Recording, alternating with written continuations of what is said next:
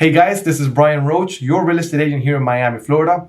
Thank you for joining me for episode 2 of Keys to Real Estate with Bryan Roach. I'm super excited because today we're going to cover the 8 most costly mistakes real estate investors make and how to avoid them. Let's get started.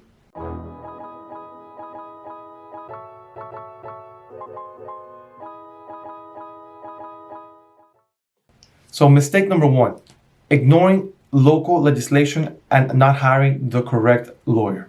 So having knowledge of the legislation in the area that you are going to buy a property and also having knowledge of the tax laws is very important.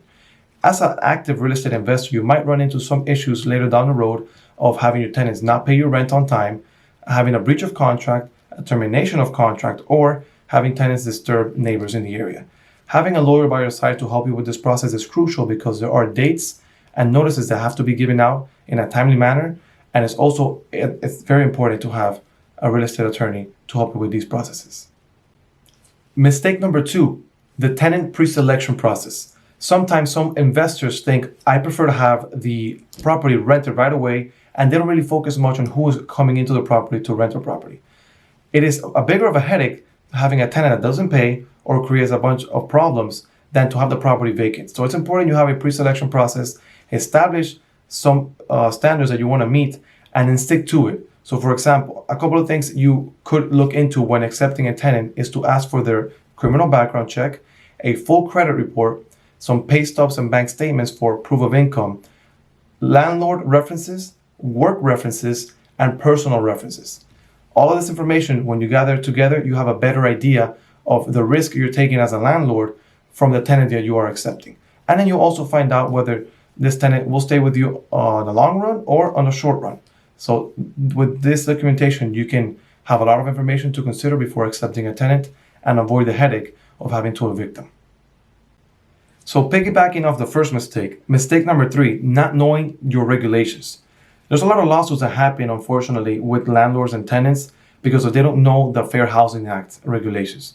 It is important that you know this information with your local real estate attorney because that way you can avoid a big headache of getting sued by your tenant by not meeting these laws. So the Fair Housing Act prohibits discrimination against race, against color, religion, national origin, sex, or physical disability. It is important that you know this information because that way, whenever you do the pre-selection of a tenant, you don't discriminate against them with any of these categories. Now you might say, hey Bryan, I don't discriminate, I just use common sense. But sometimes common sense kind of violates the Fair Housing Act as well. So you gotta be careful with that. Make sure you get educated with your local real estate attorney. Mistake number 4 that real estate investors make, the lack of local real estate market knowledge. It is important that you know the real estate statistics for the market because that way you avoid the hassle of having the property on the market for a long time and try to maximize the rental rate of your home. So first, you gotta know the real rental prices that are in the marketplace, also the time units are spending on the marketplace before they actually get rented. The current competition you have when you put your marketing for rent is important to know because you got to know who you're competing against, the demand that there is for a property like yours, and finally, the rental price per square foot for a property like yours. Having this information before you put your property for rent will help you rent faster and for a better price. Mistake number 5 that investors make, not having a strategy at all. It is important to ask yourself key questions to have a strategy when you go rent out your property. So, hey Bryan, what type of questions should I be asking myself to create a strategy? Well, here you go. Number 1, if you were competing against one property against 10 other properties, how would you price your property at that time?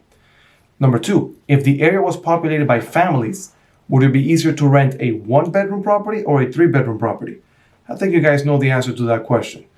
Question number 3, if the area where you own your property was populated by single executives, would it be easier to rent a 1-bedroom property or a 3-bedroom property? Again, I think you guys know the answer to that question. And finally, if the property spends 45 days on the market trying to find a tenant, what can you do to change and reduce that time frame to have your property rented faster than the 45 days you are seeing that it takes to rent? So asking yourself these key questions can help you generate a strategy to price your property correctly and rent it fast. Mistake number 6 that investors make is not having a prevention plan for their property.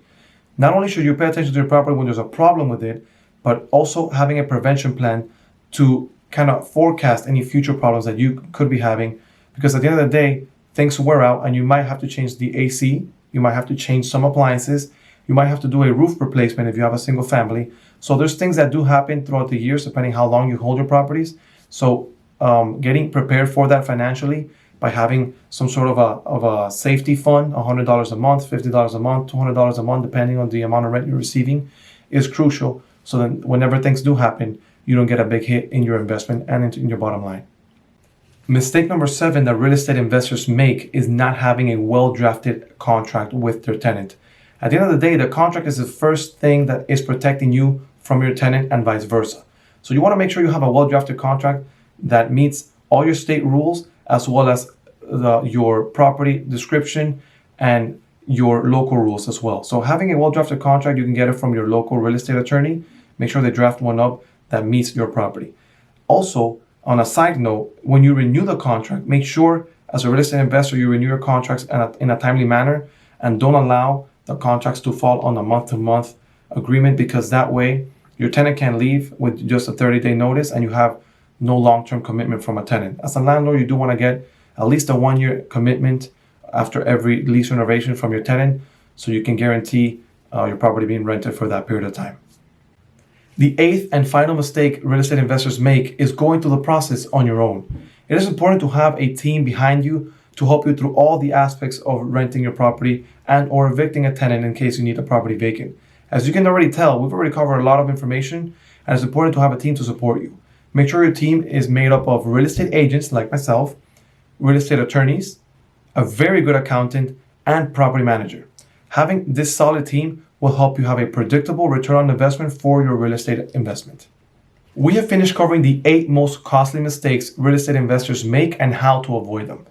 If you're a real estate investor or you're thinking of investing in real estate and you have questions, don't hesitate to reach back out to me. I'll be happy to help and guide you guys through the process. If you guys are interested in getting more real estate related videos, don't forget to subscribe below, and I'll see you guys next time on Keys to Real Estate with Bryan Roach.